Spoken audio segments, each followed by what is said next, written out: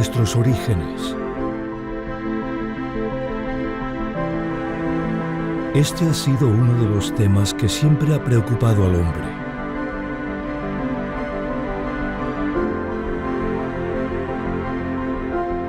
Desde tiempos muy remotos hemos intentado comprender de dónde venimos, quiénes somos. Algunos han creído en un creador, en un propósito. Otros en la naturaleza, en el azar. Esta última es, hoy por hoy, la opción más aceptada y al mismo tiempo la menos comprendida. Pero, ¿es esta creación el efecto de una mera ventura? ¿El producto de un sinfín de casualidades? ¿O es más bien el fruto de un diseño deliberado? Para responder a esta pregunta, debemos viajar al mismo principio, al origen de la teoría de la evolución. La teoría de la evolución se atribuye a Darwin. La mayoría de las personas pensaban que antes de Darwin no había nada de evolución, solamente las enseñanzas de la Iglesia, y que fue Darwin el que dio un giro radical al pensamiento moderno. No es cierto, no es cierto. El concepto de evolución es tan antiguo como la historia más antigua escrita conocida. Allí donde llegamos encontramos este concepto. Por ejemplo, en Europa lo encontramos ya en la antigua Grecia, y uno de los primeros que abogan por un transformismo es Anaximandro. Ya Anaximandro postulaba que los seres humanos debíamos proceder de una especie parecida a los peces y de que la materia se iba organizando por sí sola a partir de este aporte de energía que iba dando el Sol, ¿no?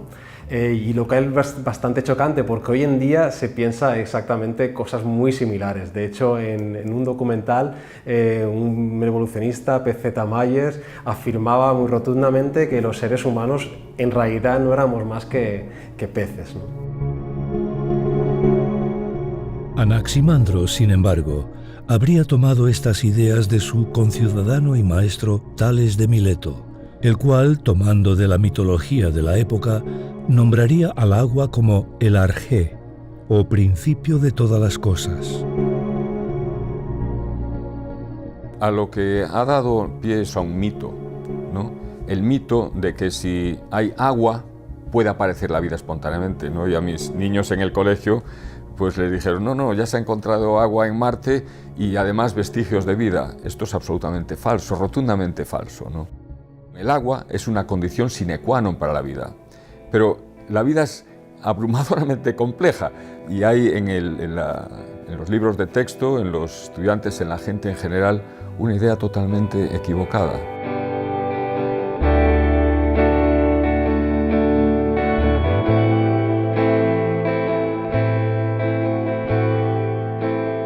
El próximo en tomar el relevo sería el vegetariano Empédocles, el cual proclamaba haber sido reencarnado un sinfín de veces, esta última, por fin, para renacer como un dios. Yo sostenía que lo más complejo proviene de lo más simple. Es el que, digamos, introduce el concepto de 4 elementos. Que son el aire, el agua, la tierra y el fuego. Y 2 fuerzas, el amor y el odio. Entonces, en base de combinaciones fortuitas, estos elementos se van mezclando y dan lugar a todos los seres vivientes que hay. Así, estos 4 elementos producirían espontáneamente órganos o extremidades, los cuales se combinarían aleatoriamente, formando todo tipo de cosas. No obstante, los seres más grotescos e inútiles acabarían por desaparecer.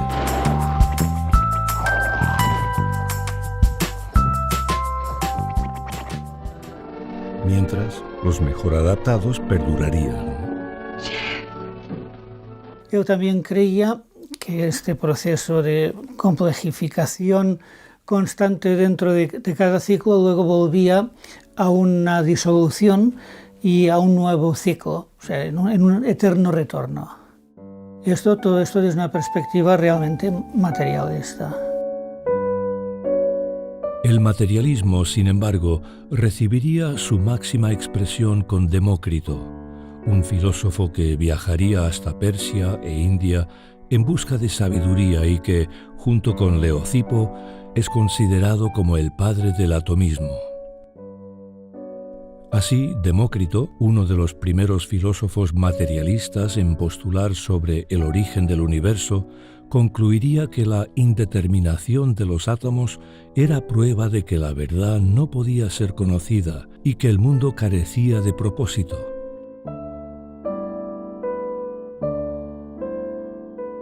No obstante, Demócrito probablemente habría tomado estas ideas de la India, donde ya existían las escuelas atomistas y materialistas. Por otro lado, los hindúes, de una manera similar a las ideas postuladas por Empédocles, sostenían que el universo era cíclico y que estaba formado a partir de 4 o 5 elementos. Dicho universo, creado por el dios Brahma, tendría millones y millones de años. Pero ya fuera que los griegos tomaran de estas ideas o no, una pregunta se nos plantea. ¿En qué se fundamentaban los griegos? Sobre la base de que el hombre era la medida de todas las cosas y que creían que no había ninguna revelación directa de los dioses a los hombres, y los hombres tenían que examinar el mundo, observarlo y especular. Y la especulación forma la base de la obra de los griegos. Tenemos que tener en cuenta que la ciencia en aquella época no es tal y como la consideramos ahora. No se basaba tanto en experimentos y en empiricismo, por lo tanto, estas discusiones se producían en lo que es el ámbito únicamente de las ideas. A pesar de todo, el concepto de evolución o transformismo no sería aceptado por todos los filósofos griegos. Tanto Platón como Aristóteles rechazarían esta idea. Por otro lado, la gradual aceptación del cristianismo haría que la filosofía greco-romana fuera perdiendo su popularidad. Sin embargo, la llegada del Renacimiento en el siglo XV volvería a dar un giro a las cosas. El inicio del Renacimiento se puede considerar como el retorno del hombre medieval que, de una manera u otra, tiene una concepción del mundo como una revelación que Dios le había dado, a un volver a su pasado greco-romano, en el que el hombre era la medida de todas las cosas y en el que todo se tenía que examinar desde una crítica de la propia razón, un humanismo. No obstante, este humanismo, centrado prácticamente en el ámbito artístico, daría luz finalmente a la Ilustración. Un movimiento intelectual que, a diferencia del Renacimiento, abarcaría todas las áreas de conocimiento posible y sería el encargado de divorciar finalmente la fe de la razón. Sin duda, uno de los primeros y más grandes exponentes de este concepto sería el francés René Descartes, conocido como el padre de la filosofía moderna.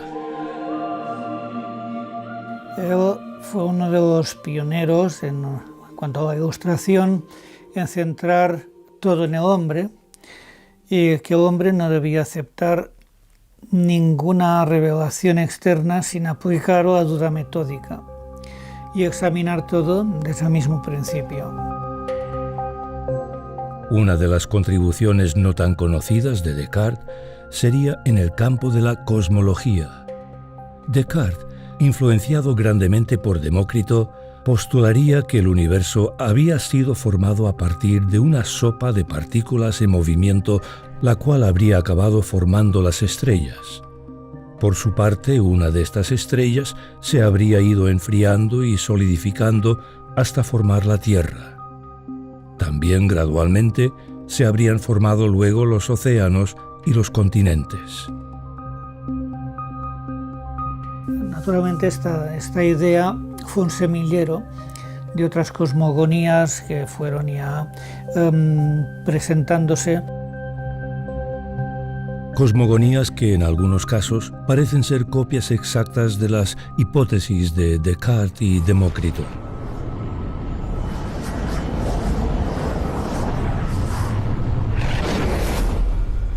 El joven planeta Tierra todavía era una resplandeciente bola de fuego.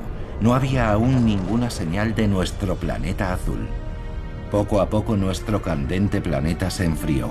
Aparecieron ríos, lagos y océanos. Pero, ¿son estas cosmogonías fiables? Tenemos que tener en cuenta que hay básicamente dos tipos de ciencia. La ciencia observacional, la ciencia experimental, que es aquella que se basa en la observación y la experimentación. Pero hay otro tipo de ciencia, la ciencia histórica, aquella que intenta, interpretando nuestra observación actual, saber lo que sucedió en el pasado. Los fenómenos que han sucedido en el pasado no se pueden repetir experimentalmente. No podemos observar una creación del universo, ni una formación de la Tierra. Y aunque la observáramos, no podemos estar seguros de que fue así como se originó nuestro universo y nuestra Tierra.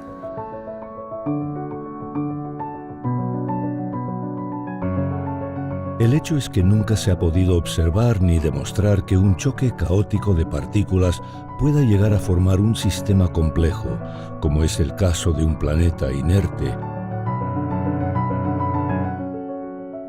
o mucho más difícil, la vida misma. No obstante, estas cosmogonías irían avanzando a paso firme en la Europa ilustrada. Además, algunos filósofos y naturalistas de Francia, Alemania e Inglaterra retomarían y desarrollarían las ideas transformistas de los antiguos griegos. Uno de estos sería el francés Benoît de Maillet, uno de los primeros ilustrados en hipotetizar sobre la evolución. A pesar de no creer en el diluvio universal, este naturalista francés postulaba que la Tierra había estado en un pasado remoto anegada por agua, y mediante la supuesta recesión gradual y lenta del mismo mar, llegaría a estimar que la Tierra tenía aproximadamente 2.400 millones de años. De esta forma, según Maillet, los primeros seres vivos habrían sido originados en el agua. Una vez expuestos al aire, estos habrían ido evolucionando y diversificando hasta obtener todas las especies de animales existentes.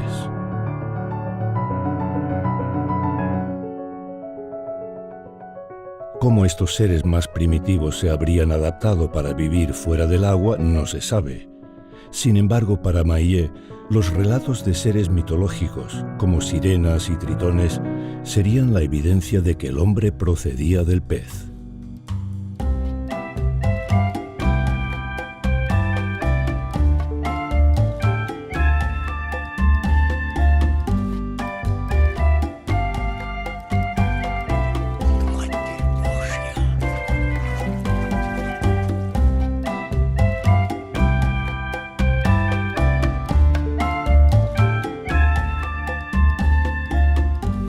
Otro de los ilustres en especular sobre el origen de la Tierra sería Georges-Louis Leclerc, también conocido como el Conde de Buffon. Este naturalista francés especularía sobre la aparición espontánea de los primeros seres vivos a partir de moléculas orgánicas. Sin embargo, a pesar de estas ideas materialistas, Buffon acabaría por descartar la evolución. Él advirtió que había cambio entre distintos lugares de un mismo tipo de animales que variaban al estar en un sitio o en otro. Quizá de dos pares de felinos, un par grande y un par pequeño, salieron todos los gatos grandes, leones, tigres, panteras y todos los gatos pequeños, ¿no? Pues desde el gato montés hasta el gato doméstico, etc., ¿no? Entonces, para él había flujo, pero era un flujo que quedaba dentro de la naturaleza básica de cada tipo de ser. Efectivamente, Buffon tenía razón. Los seres vivos varían, pero esas variaciones tienen lugar siempre dentro de un género. Existen muchas variedades de gatos, pero todos son gatos. Existen muchas variedades de perros, pero todos son perros. Y ese patrón se repite en toda la naturaleza. Los seres vivos varían, sí, pero dentro de unos límites, los límites que les marca su género. Irónicamente, Buffon, quien defendía el status quo de las especies, acabaría siendo una de las personas más influyentes en la posterior formulación de la teoría de la evolución. Ernest Mayr, uno de los más grandes exponentes del neodarwinismo, un personaje clave en la síntesis moderna, él mismo también afirma que Buffon no era evolucionista, aunque fue el padre del evolucionismo, dice él, debido a su influencia y al aceptar el cambio que evidentemente Darwin extrapoló de una manera indefinida y que Buffon no extrapolaba. Quien sí extrapolaría este cambio sería Jean-Baptiste Lamarck. Este naturalista francés, quien irónicamente había sido pupilo de Buffon, acabaría siendo uno de los más grandes evolucionistas de la época. Lamarck tenía un afán de hacer que la evolución fuese un proceso integral. No era el primero, evidentemente. La idea esencial del lamarquismo es que un organismo tiene unas características y estas características las hereda su progenie. En este sentido, el cuello de la jirafa procede de un animal parecido a la cebra que, esforzándose por alcanzar las ramas altas de los árboles, estiraba su cuello, con lo cual hacía que su cuello se hiciera cada vez más largo, y esta característica era heredada por sus descendientes. De esta manera, según Lamarck, el esfuerzo provocaría un cambio interno que sería heredado por la progenie, y así progresivamente cada jirafa tendría un cuello más alto que el anterior. No obstante, el lamarquismo, el cual sigue siendo defendido por algunos evolucionistas, nos plantea una pregunta. ¿Por qué los descendientes de las mujeres Paduan, también conocidas como las mujeres de cuello de jirafa, no nacen con cuellos más largos? Por ejemplo, un herrero podía tener un brazo fuertísimo con el que golpeaba contra el yunque, pero su hijo no nacía con un brazo fuerte, su hijo nacía con los brazos normales de un bebé, ¿no? O sea que esas características adquiridas no se heredaban. Entonces, esta quedó descartada. Otro de los personajes influenciados por Buffon sería Georges Cuvier, quien también irónicamente acabaría siendo un gran crítico de Lamarck. En aquella época los argumentos de Lamarck no tenían mucho peso y los de Cuvier estaban muy bien articulados como anatomista, que era muy experto. Y generalmente se le daban un hueso de un animal, él, en base a la forma de que el hueso reconstruía el animal, y acertaba. Él entendía muy bien que un organismo es un sistema integral, que no se puede variar una de sus partes indefinidamente. Un hueso específico de un animal requeriría su cambio, una revolución de todo el animal a la vez.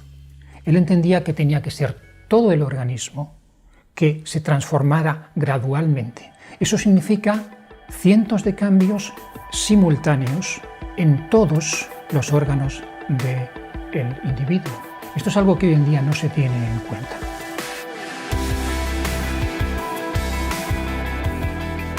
Por otro lado, Cuvier llegaría a ser uno de los máximos exponentes del catastrofismo. Según esta idea, el mundo habría pasado por varias revoluciones o catástrofes que habrían asolado la Tierra y llevado a la extinción a muchas especies. La última catástrofe habría acontecido hace unos 5.000 o 6.000 años, un evento que Cuvier evitaría relacionar con el diluvio universal. Siguiendo el pensamiento ilustrado de la época, este naturalista francés llegaría a hipotetizar en contra del relato bíblico que la Tierra tenía varios millones de años. De esta forma, Cuvier, quien había criticado fuertemente el evolucionismo, acabaría ejerciendo gran influencia sobre el mismo, en especial con un nuevo concepto que él mismo desarrollaría: la columna geológica.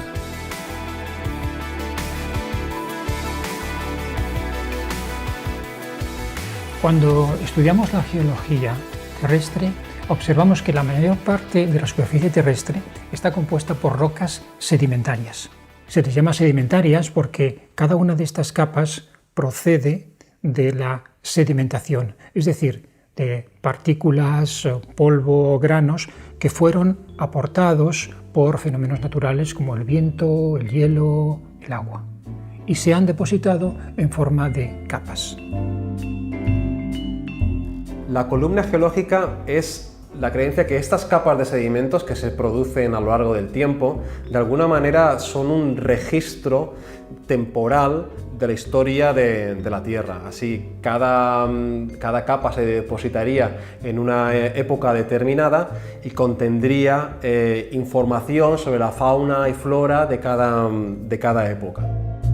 Según la teoría estratigráfica, capas de sedimentos que se encontraran a más profundidad serían más antiguos que las capas de sedimentos que se encuentran más cercanas a la superficie.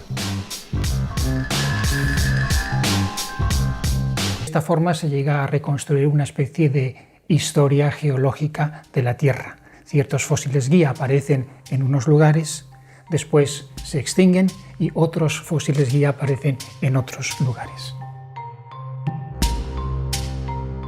La columna geológica de Cuvier sería pronto reinterpretada por Charles Lyell. Este abogado, convertido en geólogo y con una mente abierta a la evolución, daría su propia interpretación utilizando el concepto uniformitario de James Hutton. El uniformitarianismo es una suposición que dice que los procesos naturales que vemos hoy en acción siempre han estado en acción, al mismo ritmo que lo vemos hoy en día. Sir Lyell quiso reinterpretar todos los estratos de la Tierra en función de fenómenos muy lentos, muy pequeños, a muy pequeña escala, durante larguísimos lapsos de tiempo, de manera que un estrato de un determinado grosor tardaba muchísimo en depositarse en base de corrientes que iban arrastrando sedimentos muy poco a poco, en lugar de ser el resultado de grandes avenidas de agua que arrastraban grandes cantidades de sedimento y los depositaban en poco tiempo, como se había pensado hasta entonces, desde luego incluyendo Cuvier, ¿no? El uniformitarianismo se opone al catastrofismo, el cual explica muchos fenómenos naturales en base a catástrofes o sucesos repentinos como la erupción de un volcán o la deposición sedimentaria rápida. De esta manera, Lyell iría construyendo su propia columna geológica y daría a ciertas capas edades de hasta 240 millones de años. Sin embargo, teniendo en cuenta que todavía no existían los métodos de datación absolutos, uno no puede más que preguntarse: ¿cómo pudo Lyell y sus correligionarios calcular tales edades? Como nunca se ha observado la evolución de una especie, se calculó que el tiempo necesario para haber un cambio de especie es 1 millón de años. Claro, esta cifra es absolutamente arbitraria. Y entonces se establece un razonamiento circular. Se ve en una roca que hay un fósil al que se le ha atribuido una edad. Entonces se dice, bueno, este fósil tiene estos años, 20 millones de años, entonces esta roca tiene 20 millones de años. Entonces, ¿cuántos años tiene este fósil? 20 millones. ¿Por qué? Porque está en esta roca. ¿Pero cómo sabe que esta roca tiene 20 millones de años?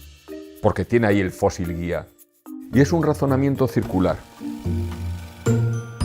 Además, la columna geológica presentaría serias incongruencias difíciles de explicar.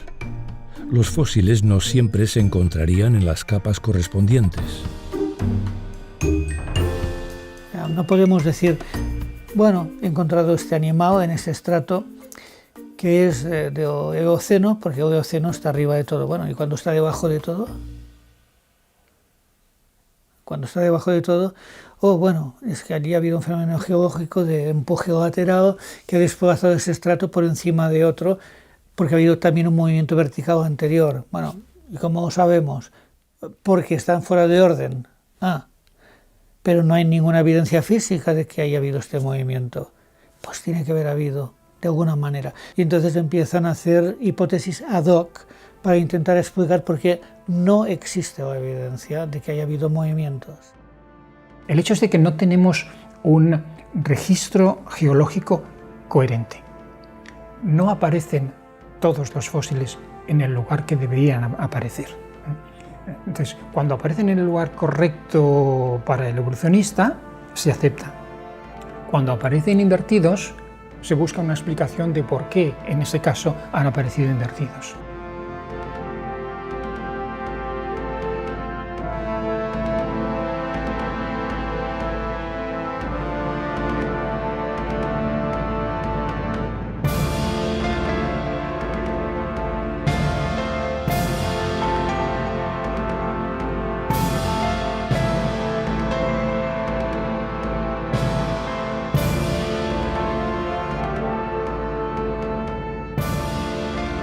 Una de las evidencias más claras que contradicen la interpretación evolucionista de los estratos son los fósiles poliestráticos.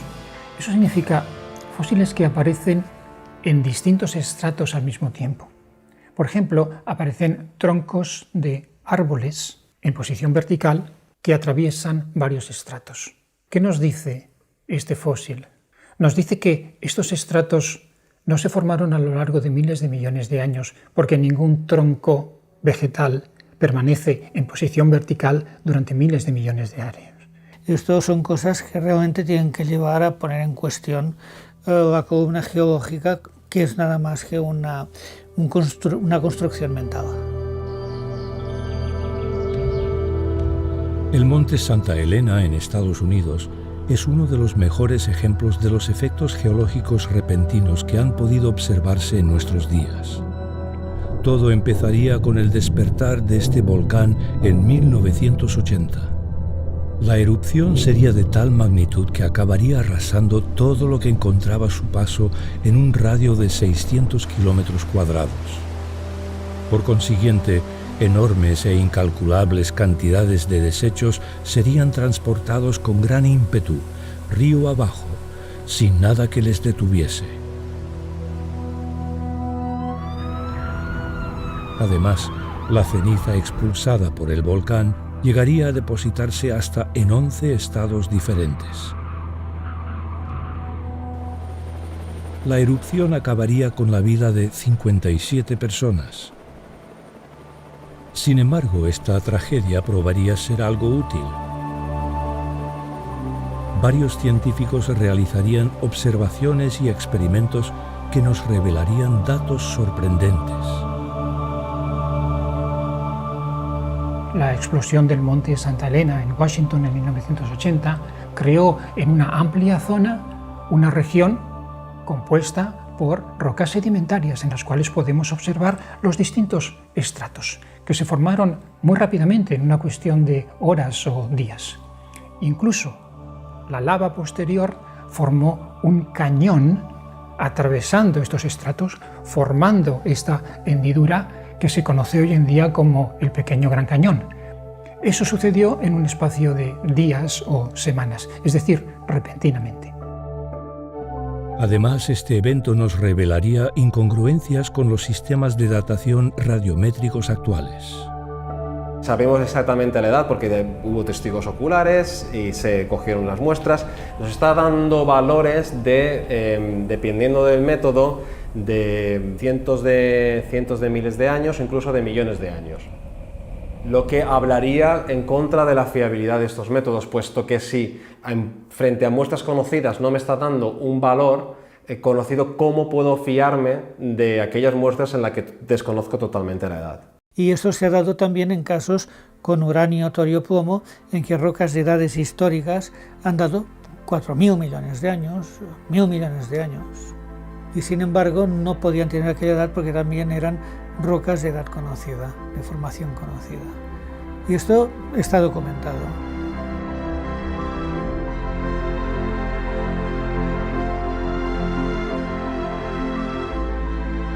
A pesar de todo, el uniformitarianismo de Lyell acabaría por imponerse sobre el catastrofismo de Cuvier, el cual iría poco a poco desapareciendo del mapa.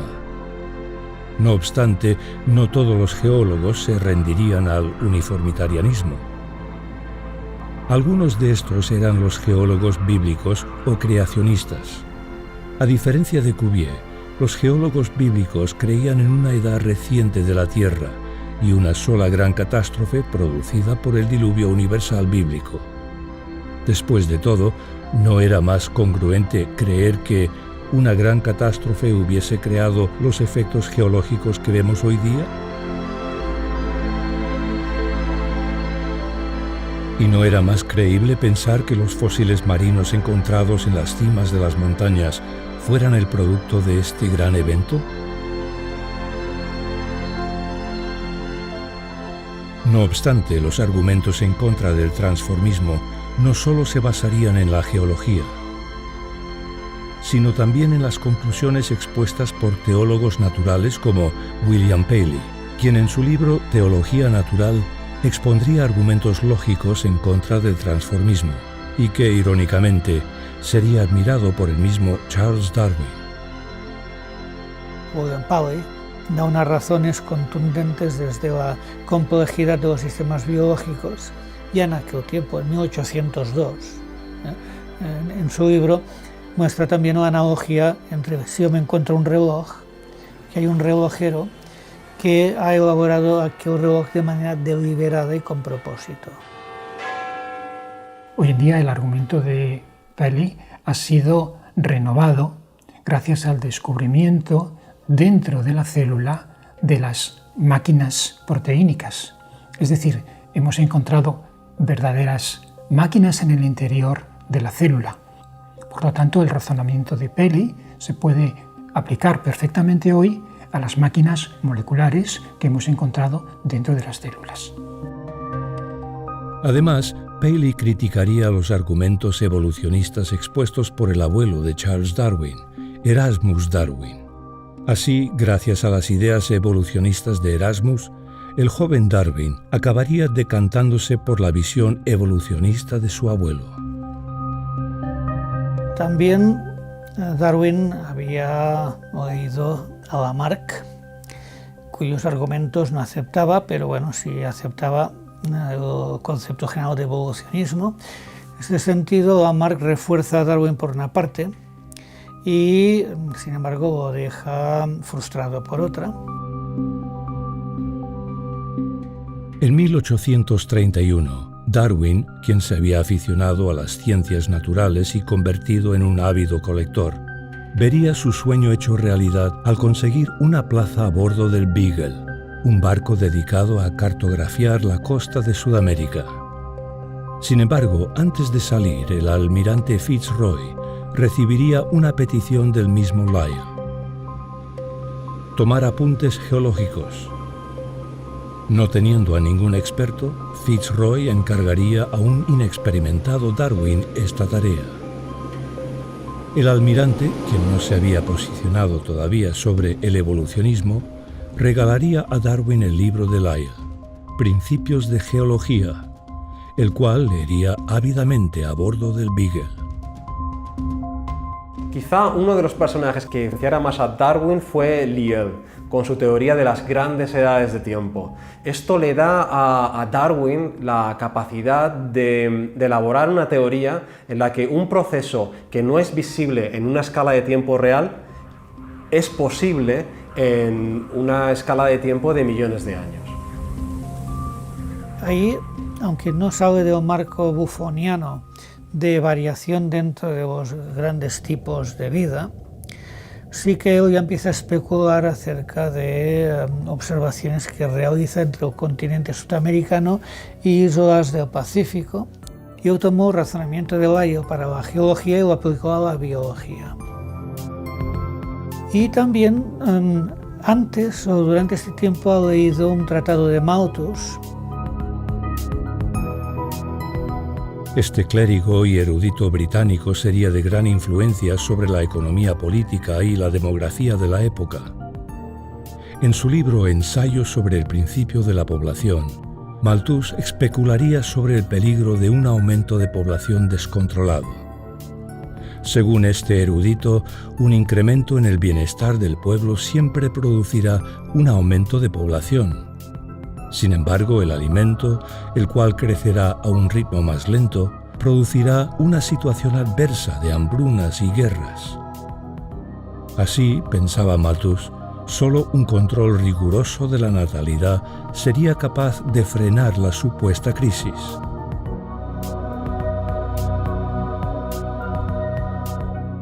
Entonces, Malthus aplica esto a la población humana, mostrando que va a haber una gran catástrofe alimentaria al cabo de poco tiempo en el mundo, cosa que no sucedió porque Malthus se equivocó en bastantes supuestos. Entonces esto capturó también la imaginación de Darwin. Dijo, vale, ¿cuáles sobrevivirán? ¿Los mejores o los más fuertes? Si esto lo repetimos en muchas generaciones, unos pequeños cambios también se irán acumulando poco a poco, como también el cambio geológico se acumula poco a poco. De esta forma, mientras Darwin regresaba a Gran Bretaña prácticamente convencido de la evolución, Fitzroy volvía convencido de lo contrario. El almirante ya no creía en la evolución. Fitzroy, quien había expuesto sus propias observaciones en la Real Sociedad Geográfica de Gran Bretaña, acabaría siendo un gran crítico de Darwin. Contrario a la imagen que parece promoverse, Darwin realmente es un hijo de su tiempo. El gran papel de Darwin fue vestir la mona filosófica con la seda de la ciencia. De modo que mucha gente que tenía objeciones científicas a la filosofía evolucionista sucumbió bajo la persuasiva prosa de Darwin. No obstante, gran parte de este éxito recaería en el concepto de selección natural, una idea que, a pesar de todo, ya se había descrito sin otorgarle un poder evolutivo. Prueba de esto era que la selección artificial, ejercida sobre animales domésticos, no había producido nunca una especie nueva. Darwin admitiría que esto había sido todo un misterio para él. Sin embargo, este naturalista inglés creería hallar la solución en la selección natural. La selección natural lo que nos dice es que un individuo mejor adaptado a su medio tendrá más esperanza de vida, tendrá más posibilidades de reproducirse y por tanto tendrá más descendencia y sus rasgos serán dominantes en una población. Solo aquellos que están adaptados al medio son los más fuertes y dejan descendientes. Si este proceso se continúa a lo largo de generaciones, al final, según Darwin, obtendremos una nueva especie de animal distinta de la original.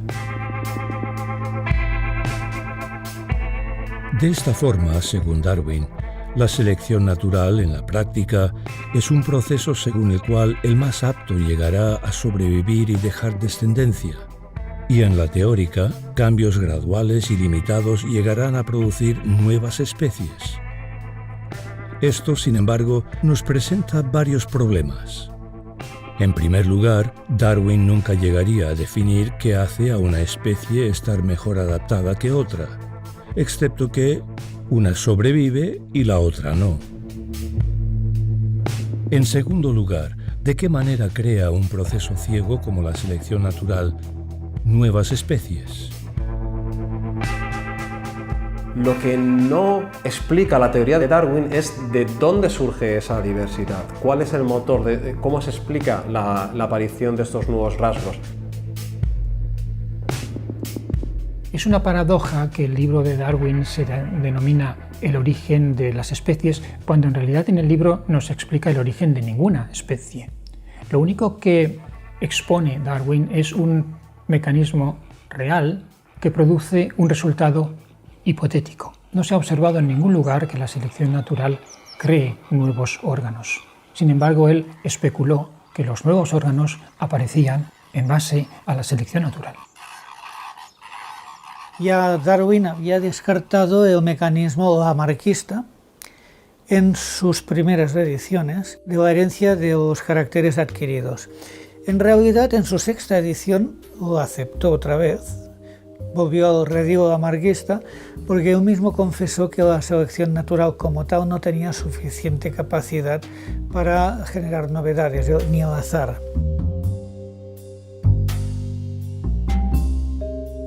No obstante, unos 70 años más tarde, el biólogo británico Ronald Fisher creería haber encontrado la solución. El mecanismo de la evolución se encontraría en las mutaciones. Para Darwin las mutaciones eran algo que era algo feo, repulsivo, deforme y que de ninguna manera podían aportar nada a una generación de novedades en el proceso evolutivo. Y esto que Darwin descartó de plano es lo que mediante la síntesis neodarwinista se vino a aceptar como fuente de variación. Se mantenía la selección natural, pero la fuente de novedades era las mutaciones.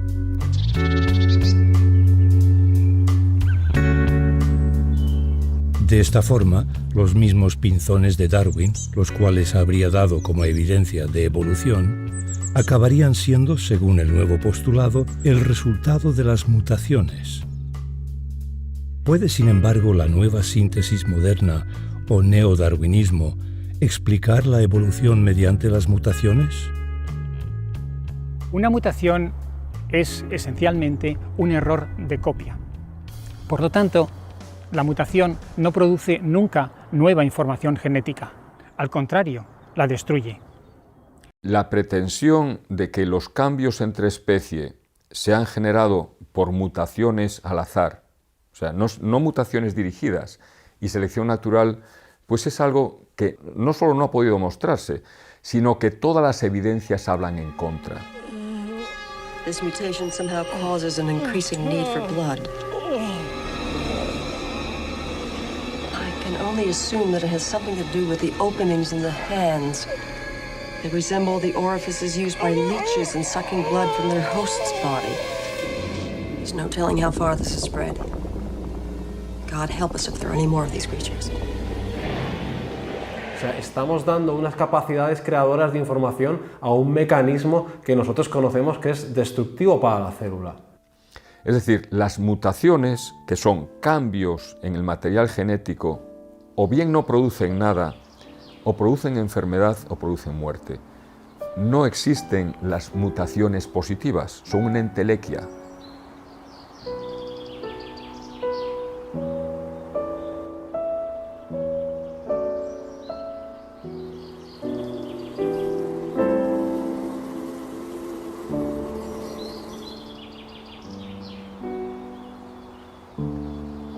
Existen algunos casos en los cuales un individuo puede adquirir información genética de otro. En concreto, en las bacterias se observa lo que denominamos transferencia lateral de genes, es decir, que una bacteria llega a transferir uno o varios genes a otra bacteria. Pero esto es simplemente recombinación genética dentro de la misma especie. No existe en ningún momento un incremento de la información genética. No hay nueva información que no existiera antes en el genoma de la especie.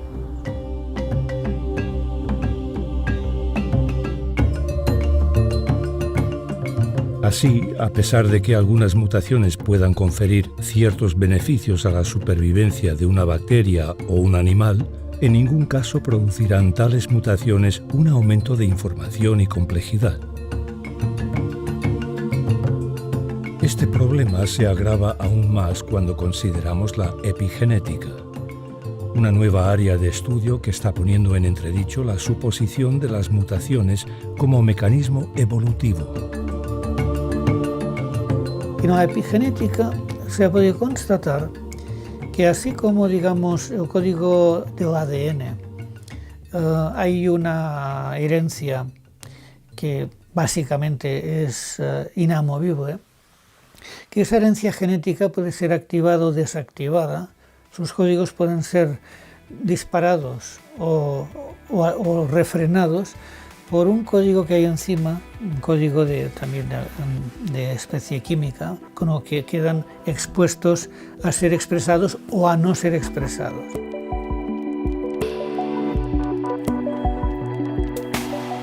La activación de estos compuestos químicos o botones desenrollarán el ADN y permitirán que ciertas máquinas proteicas puedan leer la información. A partir de entonces, la información, la cual anteriormente estaba desactivada, podrá ser expresada en el cuerpo del individuo. Aunque no siempre evidente, en algunos casos esta información será manifestada en cambios fenotípicos, o en otras palabras, serán cambios aparentes a simple vista.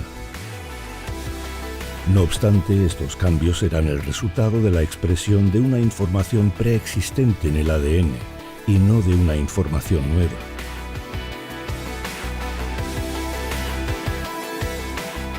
Lo que hay es una plasticidad preprogramada. O sea, la transmutación es lo que la biología presenta una barrera ante la transmutación. Pero también en biología vemos que hay una gran plasticidad de muchos organismos para adaptarse a distintos ambientes, a distintas necesidades.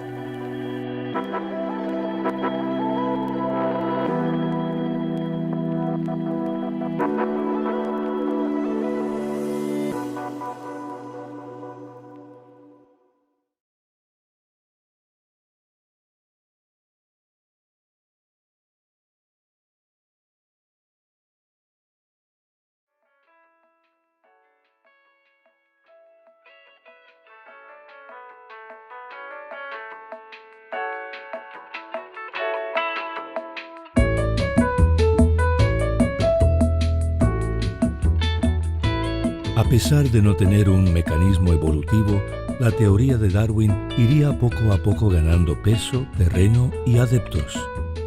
Sin embargo, la popularidad de Darwin no se podría entender sin Thomas Huxley, quien no solo defendería a muerte la teoría de Darwin, sino que además catapultaría a Darwin al estrellato. Por otro lado, el alemán Ernst Haeckel, quien pasaría a la historia por sus numerosos escándalos, sería otro de los grandes defensores del darwinismo. Bueno, en Haeckel encontramos un impulso imparable. Se convirtió en el bulldog de Darwin en Alemania, como Thomas Huxley lo era en Inglaterra. Y difundió por todos los medios la tesis evolucionista. Él, para apoyar su teoría de la evolución, hizo unos dibujos de embriones de distintas especies y mostraba sus similitudes, y él postulaba que los embriones iban en diferentes etapas que de alguna manera calcaban o reflejaban cuál había sido la evolución de este organismo. Si, por ejemplo, en el hombre explicaba cómo había ido a través de una etapa anfibia o de pez, que tenía unas hendiduras en la parte inferior de la cabeza que representaban las agallas. Esto se ha demostrado que es totalmente falso, que no tiene nada que ver con el organismo de respiración, pero sin embargo los dibujos de Haeckel todavía aparecen en los libros de texto. Yo esa tesis la he oído hasta 20-30 años plantearla de manera totalmente confiada por profesores de biología, que yo realmente nunca la entendí, ni de jovencito. Pero es que además, cuando uno compara objetivamente embriones reales con las planchas de Haeckel, uno ve que realmente retocó hasta el punto de la falsificación. Además, el ideario evolucionista de Haeckel le llevaría a concluir que la aniquilación de un bebé inválido o un discapacitado era un deber justificado. Haeckel declararía lo siguiente: qué gran cantidad de problemas y tristezas para sus familias, y qué gran gasto privado y público. Cuánto de este dolor y gasto nos ahorraríamos si la gente se convenciera a sí misma de liberar de sus indescriptibles pesadillas lo incurable con una dosis de morfina. Por si fuera poco, Haeckel sería una de las tantas personas educadas de la época que creían en el poligenismo. En otras palabras, El hombre blanco procedía de una raza distinta a la de los negros, la cual era más primitiva y cercana a los simios. No es de extrañar, por tanto, que Haeckel fuera uno de los primeros en hablar claramente sobre la cuestión judía. Así, este naturalista alemán se involucraría de lleno en la política y sería de gran influencia sobre la posterior aparición de la ideología nazi.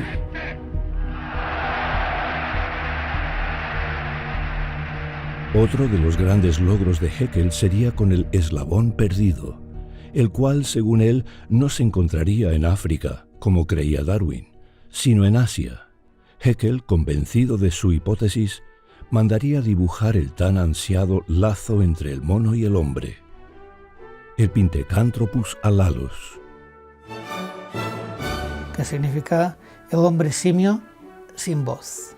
Haeckel fue muy ridiculizado por muchos colegas por este cuadro, porque claro, imponía su imaginación. En lugar de explicar datos que se encontraban, se inventaba datos que no existían, y con la esperanza de que se tenía que encontrar, porque como la evolución era cierta, se tenía que encontrar el puente entre los simios y los hombres, tenía que existir. Haeckel nunca llegaría a encontrarlo. Sin embargo, otra persona proclamaría haberlo hallado. El devoto seguidor de Haeckel, Eugène Dubois. Entonces, Eugène Dubois decidió que él iba a ser quien encontrase el eslabón perdido, el Pithecanthropus, que ya existía en cuadro, pero todavía no existía con datos en la mano. En la isla de Java, que hoy es Indonesia, encontró unos restos, unos huesos. En concreto encontró un cráneo, 3 dientes y un fémur. Cuando encontró el fémur humano, también había algunos molares humanos por allí.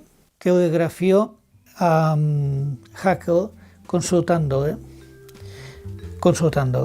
y Haeckel telegrafió de vuelta diciendo: del inventor del Pithecanthropus a su feliz descubridor. Estos restos no aparecieron en el mismo lugar, había 15 metros de diferencia entre unos y otros, por lo tanto no podemos afirmar que pertenecieran al mismo individuo. De todas formas, el análisis posterior confirmó que 2 de estos dientes pertenecen a un orangután y el tercero era humano. Por cierto que también tiempo antes de morir, también Dubois reveló que había encontrado 2 cráneos humanos en un terreno que geológicamente se correspondía con el de Solo, el río Solo, donde había encontrado el hombre de Java. Entonces, como podía encontrarse el hombre junto con su antecesor, esto en base a la tesis evolutiva no cuadra, ¿no? No obstante, Dubois seguiría aferrándose a la idea de que su hallazgo era sin duda los restos de un simio evolucionado, un eslabón perdido. Los paleontólogos evolucionistas, en su celo por encontrar evidencias que confirmen su teoría, se han equivocado varias veces en la interpretación de los hechos. Uno de los casos más claros fue el hombre de Piltdown, que fue encontrado en el sur de Inglaterra.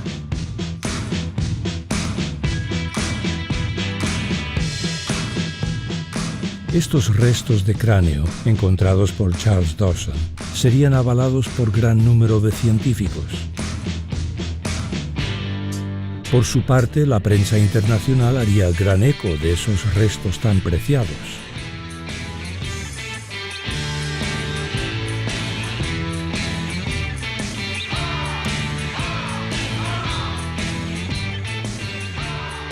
«40 años más tarde, cuando estos restos fueron expuestos a la comunidad científica y se pudieron estudiar detenidamente, se descubrió que parte de ellos procedían de un mono y parte de un hombre, que los huesos habían sido modificados, habían sido envejecidos de forma artificial para hacer creer que efectivamente procedían de un hombre mono. Hoy día todo el mundo reconoce que el hombre de Piltdown es uno de los fraudes evolucionistas más conocidos de la historia de la ciencia.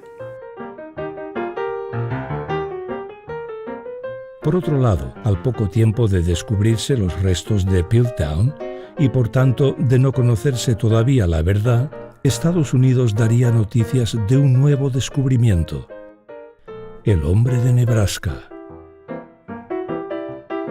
Lo que destaca mucho es en la prensa de aquel día, en cómo se publicitó este descubrimiento con unos dibujos de este hombre andando en posición simiesca, con la fauna atrás, ¿no? Donde su mujer estaba en un río, digamos, haciendo sus labores. Digamos, todo este lujo de detalles con el que se ilustraba este descubrimiento partía a partir de un solo diente que se había encontrado. Y aquel descubrimiento fue avalado por el profesor Henry Fairfield Osborn, que era a la sazón director del Museo Field de Historia Natural. Curiosamente, Osborn sería una de las personas en avalar el descubrimiento de Piltdown, además de crear su propia teoría acerca del mismo. Este descubrimiento del hombre de Nebraska tuvo su relevancia histórica porque en aquel momento, en los años 20, fue cuando se realizó el famoso juicio Scopes. El juicio Scopes, uno de los procesos judiciales más célebres sobre la evolución, fue un caso legal al que se acusaba a John Scopes de haber enseñado evolución humana en el estado de Tennessee, lo cual estaba prohibido bajo la ley Butler. En las escuelas públicas no se podía enseñar que el hombre venía del mono. Primero, porque no estaba demostrado. Segundo, porque la población del estado de Tennessee tenía su voto. Era una ley que había sido promulgada representando a sus ciudadanos. Entonces la Asociación Americana de Libertades Civiles planteó un caso prueba, en el que convencieron a un profesor de deportes que se autoinculpase que había enseñado evolución para aprobar la ley Butler y para ver si luego se podía derrotar esta ley en instancias superiores. Ya sabían que el profesor quedaría condenado, multa de $100 y nada más, no había presión, no había toda la comedia que se pone en las películas como La herencia del viento.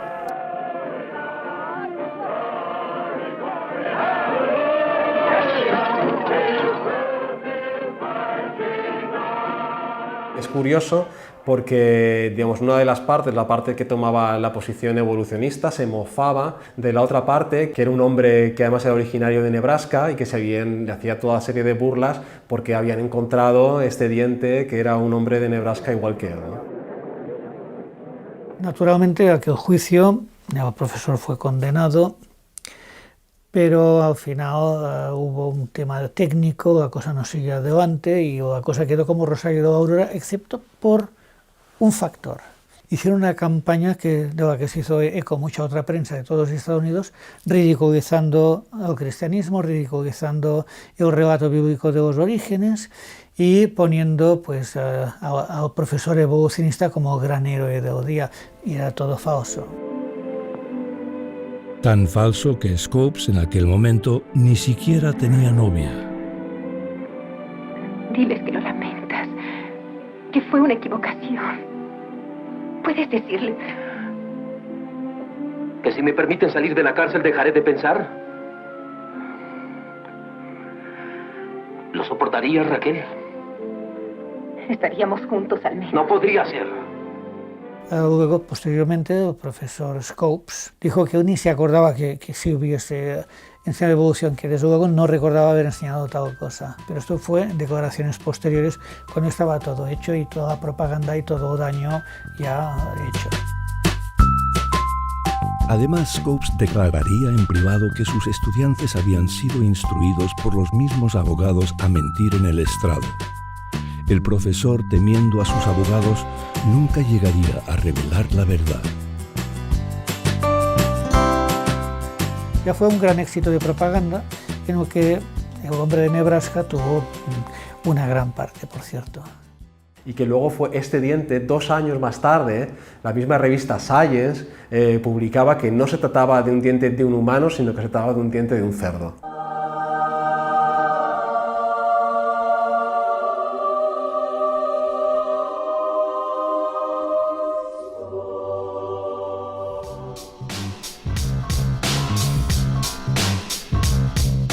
A pesar del fracaso del hombre de Java y Nebraska, los paleontólogos no perderían los ánimos. Desde entonces se encontrarían varios supuestos eslabones perdidos. Sin embargo, ninguno sería tan convincente como el encontrado en 1974 por Donald Johanson en Etiopía. Un fósil llamado Lucy. Escucha, el otro día estaba en un museo y ¿sabes qué me contaron? ¿Qué? Que la primera mujer sobre la Tierra se llamó Lucy.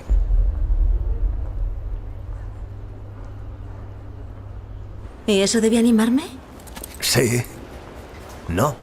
Bueno, Lucy es otra propuesta de eslabón perdido, que también tiene muchas similitudes con el fenómeno del hombre de Nebraska. Es decir, el fósil que se encontró no tenía pies, sin embargo los modelos que se presentan en los museos, los pies son perfectamente humanos, tampoco tenía restos de manos, sino que las manos son perfectamente humanas, y son todas estas características que le da este aire humano. Hay alguna foto en la que Lucy se representa con cara incluso pensativa, ¿no? Y con los ojos también con el blanco de los ojos, que es una característica humana, para dar esta imagen de verosimilitud, que sin embargo no tiene una base científica real, ¿no? Johanson admitiría que el cráneo de Lucy, tan pequeño como el de un chimpancé, no podía ser evidencia de evolución, por lo que concluiría que la prueba se encontraba en su bipedismo. En otras palabras, Lucy empezó a caminar de manera erguida antes de desarrollar su cerebro. Así, Johanson postularía que la evidencia se encontraba en su cadera. Una anécdota bastante característica, bastante ilustrativa sobre el tema de Lucy es el tema de su cadera. Su cadera no tiene una forma que pueda permitir a la especie de caminar de manera erguida. Por lo tanto, bueno, lo que se imaginó, lo que se postuló es que posiblemente esa cadera durante el proceso de fosilización pues se hubiera aplanado, se hubiera deformado.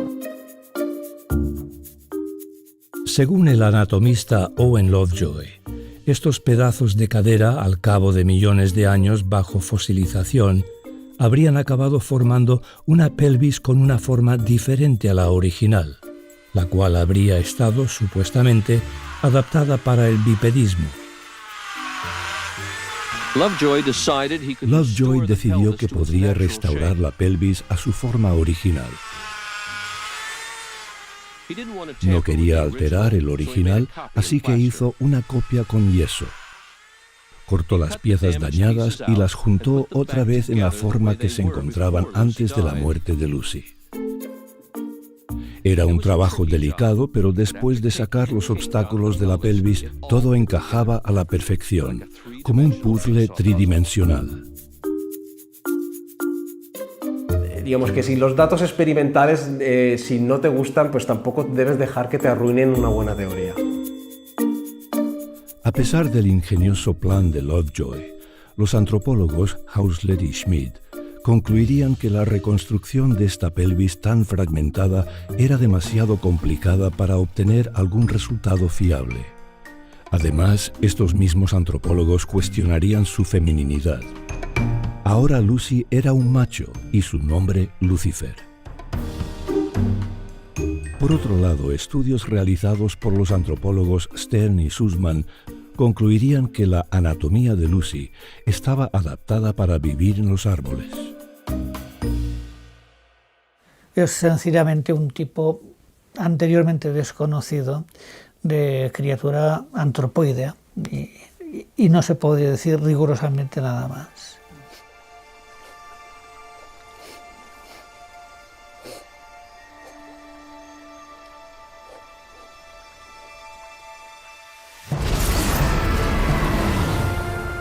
Cuando son identificados estos errores o cuando cambia la teoría, normalmente el público no es consciente de ello, no hace primera plana. E incluso uno de estos escándalos, uno de estos fraudes, siempre van acompañados de otro descubrimiento, de otra teoría que postula, diga, ahora sí que lo hemos encontrado. No se enfatiza, digo, bueno, ¿y qué pasó con la anterior? Hemos estado 30 años creyendo una mentira. Los libros dirigidos al público suelen decir que el registro fósil demuestra la evolución. Pero las autoridades en paleontología saben que esto no es cierto y algunas de ellas son bastante sinceras como para decirlo, como el difunto Stephen Jay Gould de la Universidad de Harvard.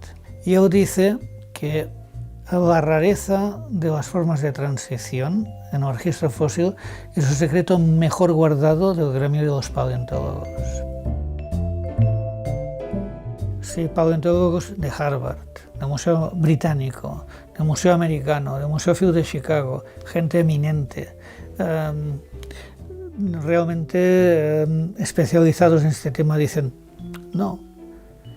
No existe en realidad ninguno de esos fósiles transicionales. No existe un fósil en el cual veamos que se está transformando de un género en un género distinto. No vemos una aparición gradual de nuevos órganos que no existieran ya en el género original. En resumen, no tenemos ningún fósil transicional.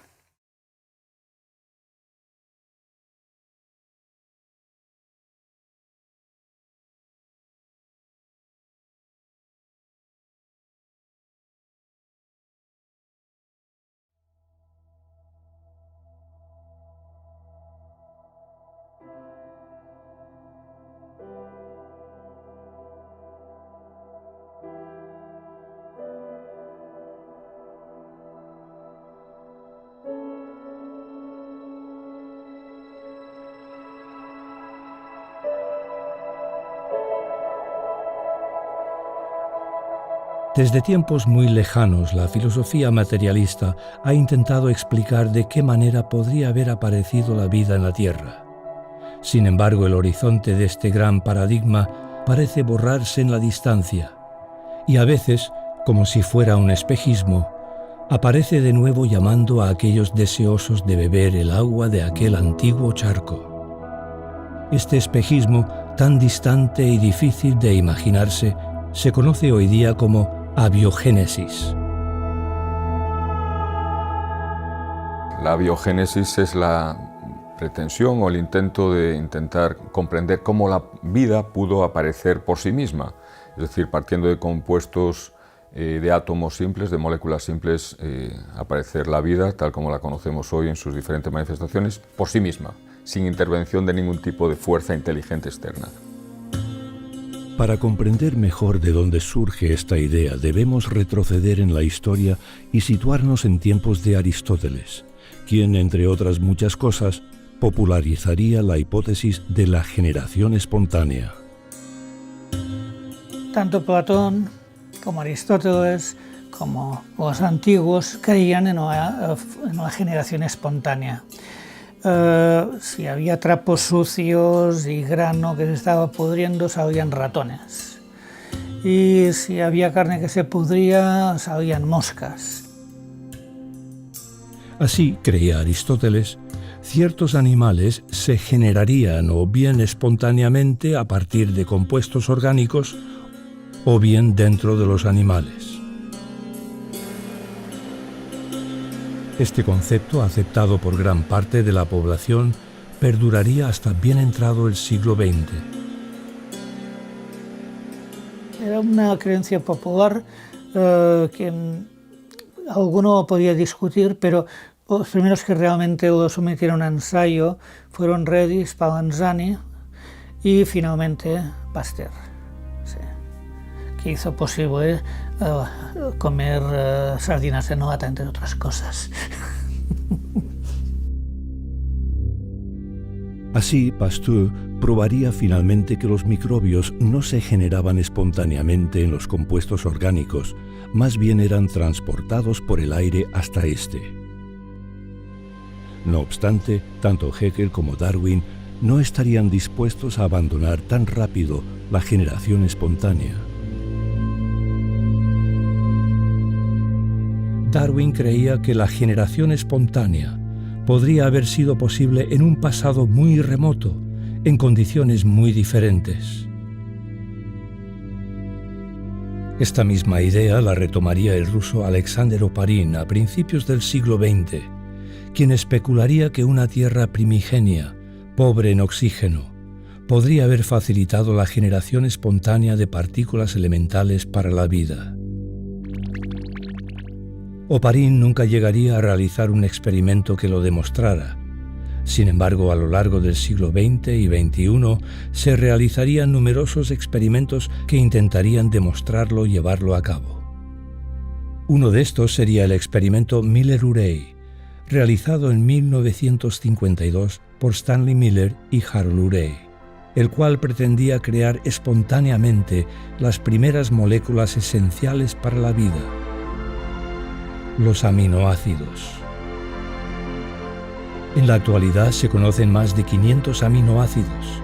Sin embargo, solo 20 están codificados en el ADN y, por tanto, son esenciales para la vida.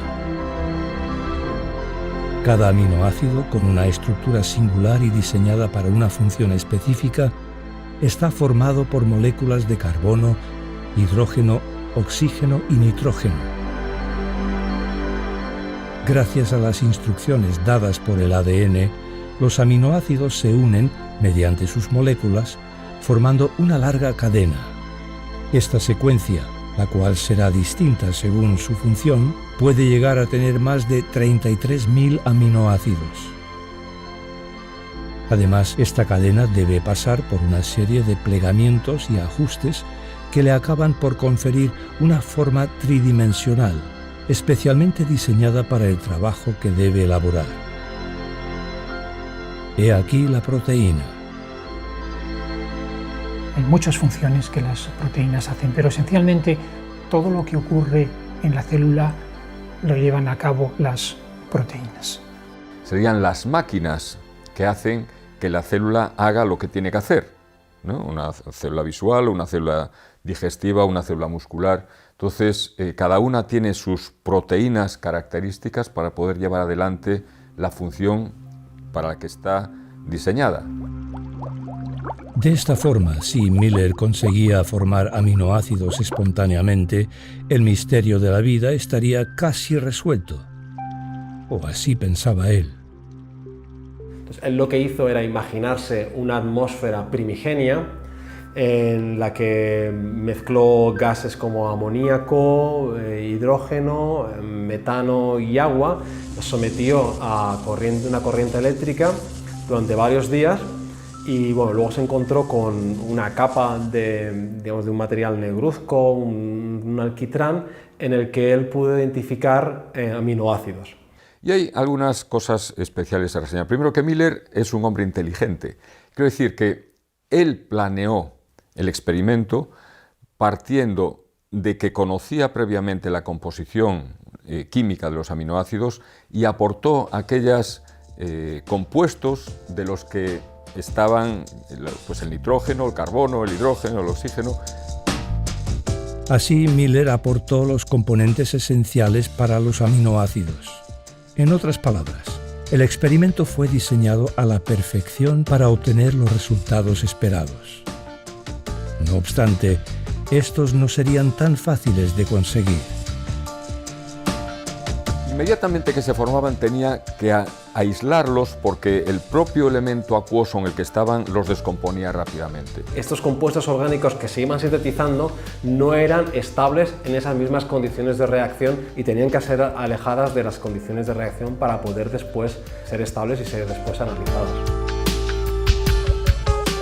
Luego hay otro problema fundamental y es que el experimento de Miller demanda la inexistencia de oxígeno, o sea, lo que se llama una atmósfera reductora, una atmósfera sin oxígeno, porque si hubiese habido oxígeno en ese supuesto caldo primitivo, se habrían descompuesto inmediatamente, se habrían desnaturalizado los aminoácidos, porque el oxígeno pues, es destructora para estas moléculas iniciales. No hay ninguna evidencia de que haya existido nunca una atmósfera sin oxígeno. La atmósfera que tenemos hoy día, el 21% es oxígeno. Es más, hay evidencias en rocas que se llaman precámbricas, o sea, rocas que son más antiguas de las primeras rocas que contienen vida, rocas que contienen hierro oxidado. ¿Qué quiere decir esto? Pues que había oxígeno en la Tierra antes de que supuestamente hubiese podido aparecer la vida espontáneamente. Por otro lado, el experimento de Miller nunca demostraría de qué manera podría llegar a crearse una larga cadena de aminoácidos en el orden preciso requerido para formar una proteína. Un aminoácido fuera de sitio, un solo aminoácido en cadenas de cientos o miles de ellos, fuera de sitio puede hacer la proteína no funcionante y puede hacer incluso que la persona o el animal se muera. Es decir, Miller-Urey realmente lo que demostró es que, digamos, reacciones aleatorias producen una multitud de complejos aleatorios entre los que se encontraban también estos aminoácidos. O sea, la proporción es realmente descomunal. Es como decir, mira, pues hemos conseguido un ladrillo, ya sabemos que se pudo formar por sí mismo el Empire State Building, o tenemos un trocito de hierro, ya sabemos que espontáneamente pudo formarse un Airbus A380 con los miles de cables, con los programas informáticos, con todo eso. Esa es la proporción. El pretender que de la formación de un aminoácido ya se puede concluir que la vida pudo formarse por sí misma es una fantasía.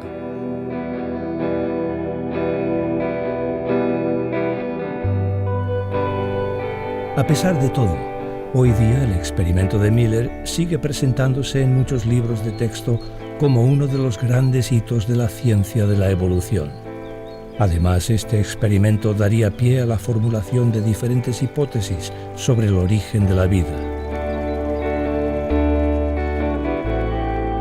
Unos hablan de microclimas y dicen que en un microclima se pudo crear. Otros hablan de extremófilos, es decir, de seres microscópicos que viven en ambientes extremos, como al lado de un volcán. Pero no existe una explicación que podamos decir, esto es lo que creen los evolucionistas. Son solo tentativas y muy parciales. Lo que dice este lo contradice el otro. O sea que no existe ninguna explicación de cómo surgió la vida. Es que no existe, no hay. Y aquí lo que hay son teorías muy especulativas de cómo se formaron los primeros elementos, las primeras moléculas orgánicas que pudieron ser precursores de la vida, es decir, cómo se formaron los primeros ladrillos biológicos. Así que mientras unos han especulado que las proteínas pudieron haber sido las precursoras de la vida, otros han postulado que la respuesta podría encontrarse en el ADN, el cual se habría desarrollado a partir del ARN. ¿Qué es, por tanto, el ADN? Todos tenemos en el núcleo de cada una de nuestras células un libro de instrucciones, que es el ADN. Entonces, el ADN contiene información codificada, es un código, se habla del código genético, hay otros códigos, el código de los ordenadores, de los ceros y unos, donde cada letra, cada número representado por una combinación diferente de ceros y unos, o el código de los ciegos, el código Braille, o el código Morse. Bueno, pues el ADN es un código. En efecto, un código químico de la más alta sofisticación, formado por una larga cadena de nucleótidos. Cada nucleótido está compuesto por una base nitrogenada, un grupo fosfato y la desoxirribosa. Las bases nitrogenadas o nucleobases son adenina, citosina, timina y guanina, o ACTG. Estas 4 letras son las piedras angulares del ADN y determinan en gran parte la información del código genético. Pero la información no reside en los elementos químicos del ADN, sino en el orden de aparición de estos elementos químicos. Exactamente como en un idioma moderno, el orden de las letras determina el significado de una palabra. Si cambiamos el orden o secuencia en la que las letras aparecen, obtenemos una palabra con un significado distinto. Es decir, la información reside en la secuencia y no en los caracteres. Esto nos muestra que la información genética procede de una mente inteligente, porque solamente una mente inteligente es capaz de expresar información y codificarla en una secuencia de caracteres. Este compuesto, cada una de las letras, no se forma espontáneamente en la naturaleza, y menos se ordenan por sí mismas. O sea que espontáneamente, aunque uno pusiese los nucleótidos todos juntos ahí, no formarían frases que pudiesen ser interpretadas y que pudiesen formar las proteínas correctas. Es como si uno va un día a la playa, ¿no?, y se encuentra la marea baja y dice allí: Manolito ama a Juanita. Bueno, primero no piensa que ese orden de letras lo organizó la marea subiendo y bajando o el viento, ¿no?, sino que alguien escribió eso, porque es comprensible, se puede entender lo que dice.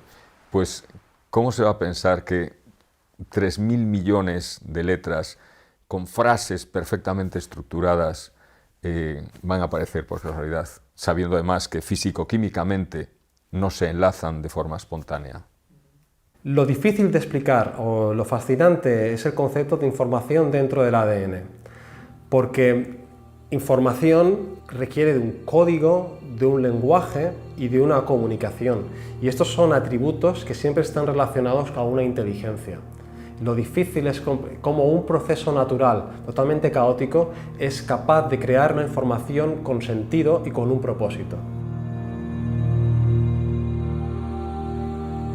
Una información que se encuentra almacenada en cada uno del incalculable número de células que forman nuestro cuerpo.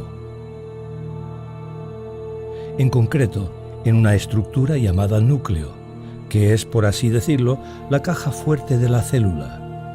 Es en esta caja donde reside el ADN, el cual se encuentra enrollado en paquetes individuales conocidos como cromosomas. De esta forma, cada célula contiene una copia exacta de los 23 pares de cromosomas que forman el genoma humano. En otras palabras, cada célula contiene toda la información necesaria para el funcionamiento de nuestro cuerpo. En el ser humano, por ejemplo, hay 3.000 millones, unos 3.000 millones de letras. 3.000 millones de letras. Es el equivalente a la información contenida en una biblioteca con 1.200 libros del grosor del Quijote, más o menos, ¿no? O sea, es una cantidad de información disparatada. Para ayudar a minimizar el espacio, esta gran cantidad de información es enrollada alrededor de unas proteínas llamadas histonas. A su vez, cada histona está formada por 8 proteínas. Pero, ¿cómo se forman estas proteínas? Y todas las proteínas necesarias para nuestro cuerpo. Todo empieza en los genes, unas secuencias del ADN que contienen, entre otras cosas, la información para crear cada tipo de proteína.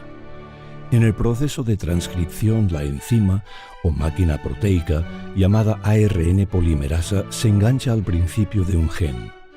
La enzima divide el ADN y empieza el proceso en el cual las bases nucleicas que se encuentran en el núcleo de la célula se adhieren a las letras correspondientes del ADN. Se crea así una larga cadena de ARN, el llamado ARN mensajero. Sin embargo, antes de que pueda usarse como plantilla para la producción de proteínas, esta debe pasar por un proceso en el cual se sacan y se añaden secciones de ARN. A partir de ahora, será el ARN que lleve la información fuera del núcleo. De esta forma, el ADN se quedará a salvo dentro del núcleo. Una vez en el citoplasma, el ribosoma, una máquina formada por unas 80 proteínas, se engancha al ARN mensajero. De esta forma, el ribosoma leerá la información expresada en el ARN para crear una cadena de aminoácidos. Para esto se necesitará la ayuda de unas moléculas llamadas ARN transferentes, las cuales llevarán los aminoácidos correspondientes al ribosoma. De esta manera, estos componentes se van añadiendo uno a uno, hasta formar una larga cadena que en algunos casos puede contener hasta 33.000 aminoácidos. Finalmente, esta cadena se plegará en una forma determinada para formar la proteína.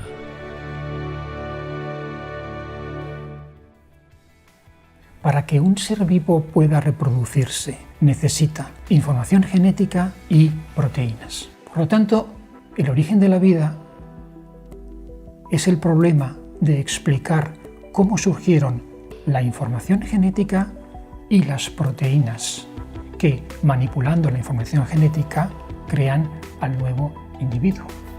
El problema es complejo porque para que existan proteínas debe de existir ADN, pero para que exista ADN deben de existir proteínas. Estamos ante una pescadilla que se muerde la cola.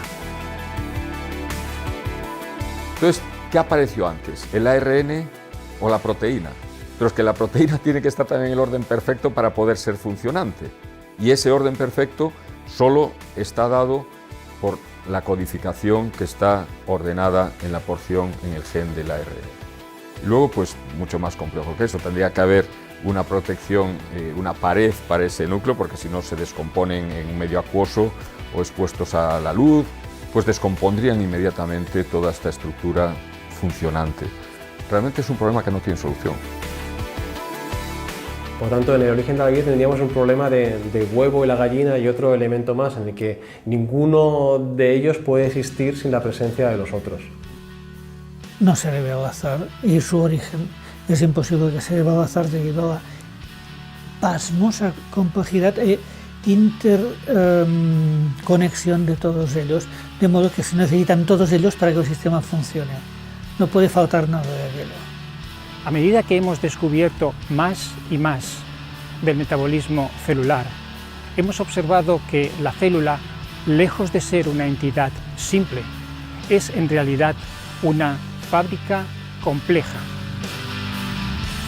Lo que antes se pensaba que era algo muy simple, hoy con los avances en biología y bioquímica, la célula se ha convertido realmente en una galaxia de complejidad y de sistemas.